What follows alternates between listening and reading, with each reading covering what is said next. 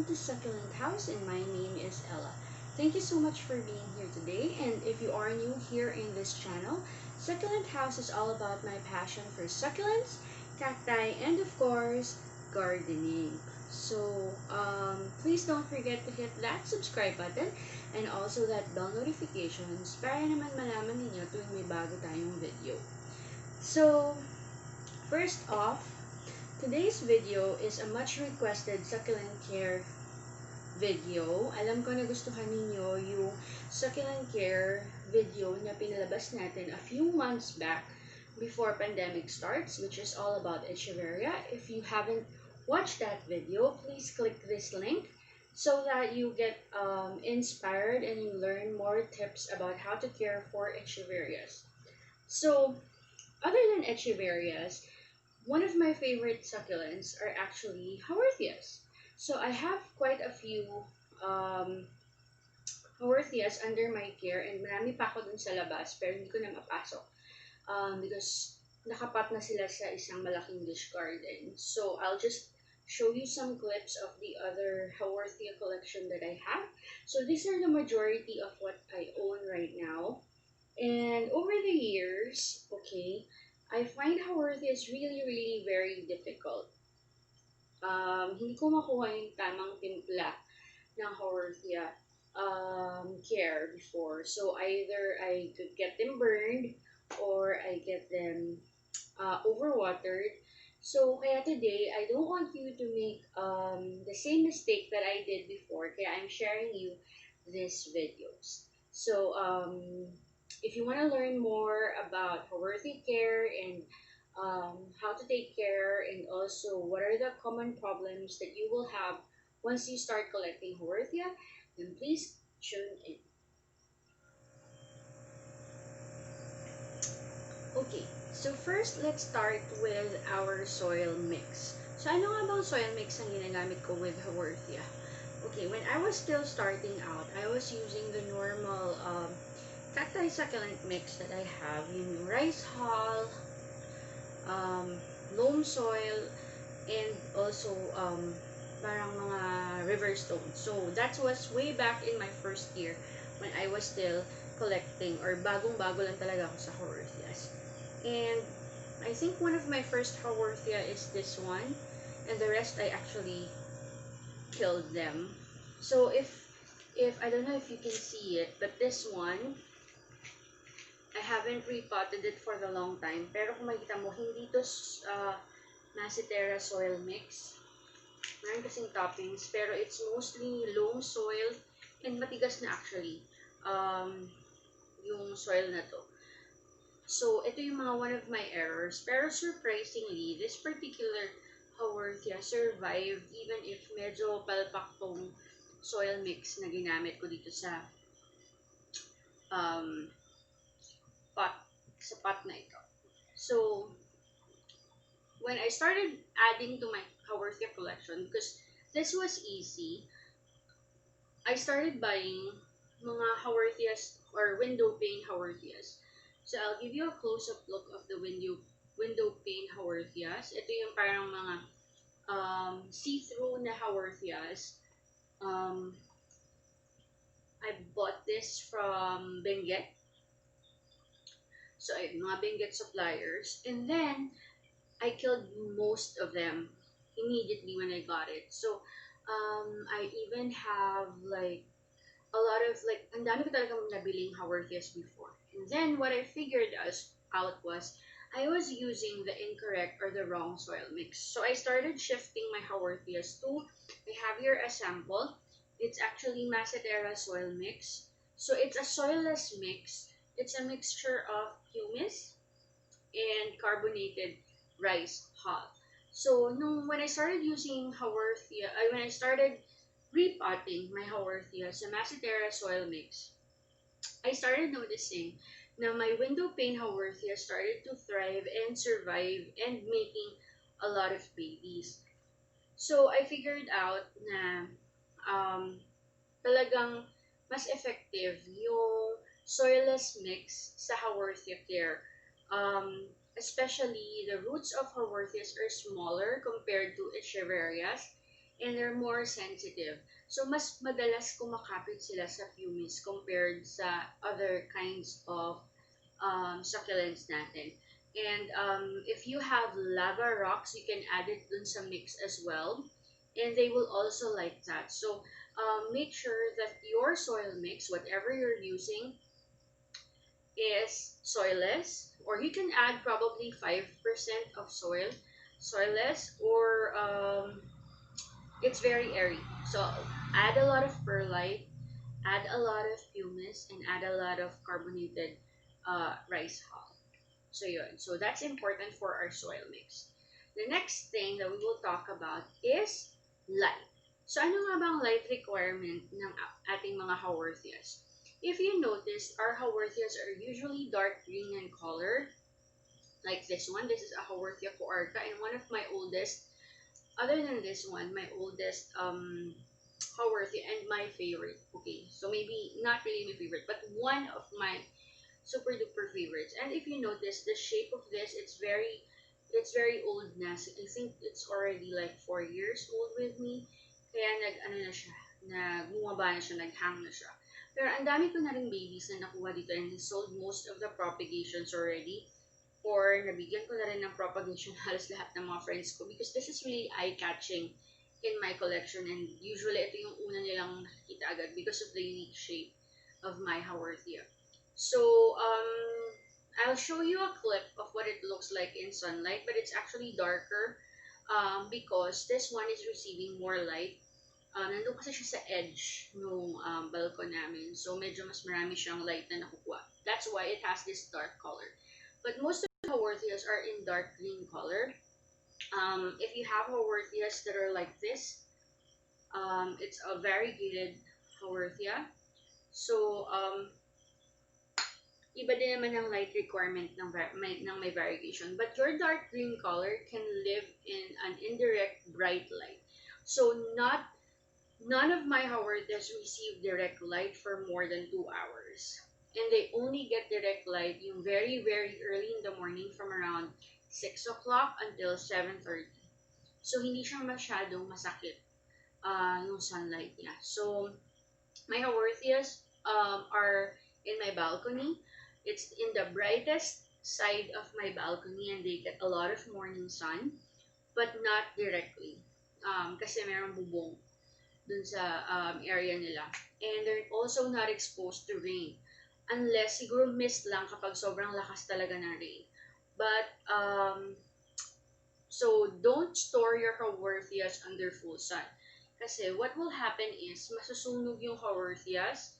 This particular Haworthia has also been with me for years. And ito yung medyo madalas kong nililipat-lipat kung saan-saan. Depende kung may photoshoot or kung saan ko siya gustong ilipat. And I tested it.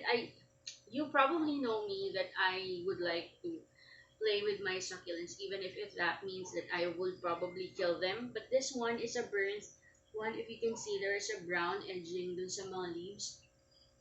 So ito, medyo napabayaan ko to sa sunlight a few days ago. Nakalimutan ko siyang ipasok ulit. So ang ending, kapag ganun ang ginagawa nyo, automatically, mababurn talaga yung leaves. Because they're very sensitive to heat and very sensitive to sunlight. So, in order to keep your Haworthias happy, make sure that they only live in bright, indirect light. Next up is, let's talk about watering. So, Haworthias are very sensitive this because, yun nga, maliliit yung roots niya. So, usually the tendency with Haworthias is they drink, when you water them, they drink lots of water talaga. So, it's very important for Haworthias to keep them dry. Never overwater your Haworthia. Otherwise, matutunaw yung Haworthia mo. Especially kapag window pane Haworthias yung gusto mong i-collect. These one are more sensitive in terms of watering. Kaya if I were you, please do not water this more than once a week. Sometimes ako nga once in 2 weeks ko lang talaga sila dinidiligan. So, if I water them, I don't, they're not sensitive kahit mabasa naman ng water yung leaves nila. They're not sensitive with that. Unlike Echeveria na Usually, I do bottom watering, so you can top water it. Pwede mo talaga siyang diligan at mabasa itong mga leaves. They're not that sensitive. But in terms of my window pane collection, dito ko lang talaga sila sa soil, tinutubigan, and as much as possible, iniiwasan kong mabasa yung top part niya. If you can bottom water this window pane Haworthias kind of variety, then it's much, much better. But your zebras variety, even your limifolias, they're not really that sensitive. So, pwedeng mabasa. In fact, ito, iniwanan ko to sa rain and sunlight for, I think, more than 2 weeks. Ang nangyari lang talaga, nag-brown siya on top. Kasi medyo nasunog and na-overexpose sa sun. So yun. But the new growth will recuperate and recover. So there's nothing to worry about kapag medyo, as long as hindi talagang totally nasunog. So yun, watering once a week or just once in 2 weeks and your Haworthias will be fine. Now, another tip for Haworthias is they are not much into humidity. So you can actually put some of this indoors for 3 to 4 days and not worry about not having enough humidity, unlike our houseplants. Kasi sila talaga, medyo required nila yung mataas na humidity. Pero sila, I can keep them indoors. Ako, maximum of 3 days because I will start noticing na mag-etulate or maglalighten yung color, especially my zebra type. So, 3 days na nasa desk ko, and then I will put it back outside so they can get sunlight and they can start photosynthesizing as well. But yung mga window pane Haworthias ko, I don't bring them indoors at all. I just keep them in a bright, sunny area. So yun. So another tip that I have for you is do not keep moving your plants, especially your window pane Haworthias. Like us, they need to adapt to our environment. So if you keep moving them back and forth, let's say dito sa indoors, ilalabas mo na naman, then your Haworthias will actually be confused and they will start getting stressed and mag-a-adjust na naman sila. So ako, what I found out in my years of experience, again, I'm not an expert in Haworthia, but in my years of taking care of Haworthias, they don't like to be moved around, especially into an extreme condition. For example, ipapasok na sa air conditioner room, nagaling siya sa labas na sanay na siya na ganito lang yung temperature niya. That's a big no-no. So if I were you, if you want to start collecting Haworthias, then put them in a place where they will thrive and do not move them often. Pero, pagdating naman ito sa mga zebras and coarctas, hindi nga sila as sensitive as our window pane Haworthias. So that one, especially if you have the darker colors, they can actually live indoors for 3 to 4 days. That's the maximum.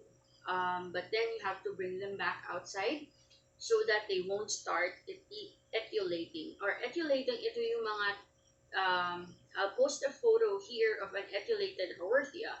Pero, what happens is that their form will change because they will start looking for more light. And also, their colors will change and will probably be into the lighter green color or minsan nga puti na talaga because they don't receive enough sunlight. So yun. In order to keep your Haworthias happy, bright and direct sunlight, water once in 1 to 2 weeks, and then keep a soil mix that's airy, more pumice and more lava rocks, and no soil. So yun. Now, what are the most common problems that I have with Haworthias? Okay, number one, like what I said earlier, overwatering. So once you start overwatering your Haworthia, let's first talk about the zebra types. When you start overwatering them, ito yung mangyayari. Your bottom leaves will start to feel like turn discolored, like probably yellow, or parang napakalambot niya. I'll probably just show you a photo here of what it looks like. And then, kapag hinawakan mo siya, napakadali niyang matanggal. Because it's very wet and soft. And it's not as sturdy like this. Ito kasi firm, yung healthy. Pero yung bottom niya kapag overwatered, I know that this one is overwatered kasi nababasa to ng rain for a few days. I think 3 days. So yun. So do not overwater them. Pero mas sensitive talaga itong mga window pane na Haworthia. So never overwater them kasi ang nangyayari, matutunaw sila talaga. And once na natunaw, there's no point of going back. Wala na, hindi mo na sila masasave. So unless merong babies na still healthy. But once na mag-start na silang mag-mush, dire-direction na talaga yun. So do not overwater them. What else? Burns. So, like what I said, Haworthias are very easily burned, especially if the dark color ones. So, kapag nilagay mo sila sa direct sunlight, magta-turn ng brown yung tips, yung mga dulo nito, yun yung unang masusunog, and then pati yung body niya. And it doesn't look nice kasi magbabrowning yung tips niya. The next very issue that I have is gnats. Ito yung parang mga bug-like. I'll post a photo here, but gnats do like, I don't know why, but they like my soil mix. What I normally do is I put neem gold on top of the soil mix. So that actually kind of prevents that. Pero mas effective yung, alam niyo yung sticky paper na para sa daga or for rats. Buy that and put that near your Haworthia collection, and the gnats will be attracted to the yellow sticky paper. So dun sila pupunta instead na sa soil mix ninyo. So yun yung one way for you to prevent gnats. So yun lang naman yung common problem ko. Mealybugs, not so much. Oh, by the way, another issue that you might have with your Haworthias is scales. I'll post a picture here of the scales in Haworthias. So, kung meron kang infected succulent na merong scale, please take it off from your Haworthia collection, especially in your window pane collection, because madali silang kapitan ng scales. And because they're very fragile, your window pane collection is very soft and fragile, mahihirapan kang i-brush off yung mga scales. So, in order for you to avoid that, make sure na walang scales yung mga katabi niyang plants. Kasi if meron, magkakaroon talaga yung iyong mga succulent, and that will make your succulent unhappy and eventually die. It will probably take months bago niya talaga makonsume yung buong plant. But again, because kapag brush off, I tried that when I brushed off yung Haworthias from the scales, nasira lang talaga yung plant. So I would suggest to inspect your Haworthias every now and then and watch out for scales because that's not something that you want to find in your Haworthias. Kasi mabilis kumalat yung scales, guys. So yun, I think that's it. If you have any questions, if I did miss out something, please post that in the comments down below. And if you have more tips for Haworthia care, gusto ko rin malaman yon. So thank you so much for watching, and I'll see you again on my next video. Bye!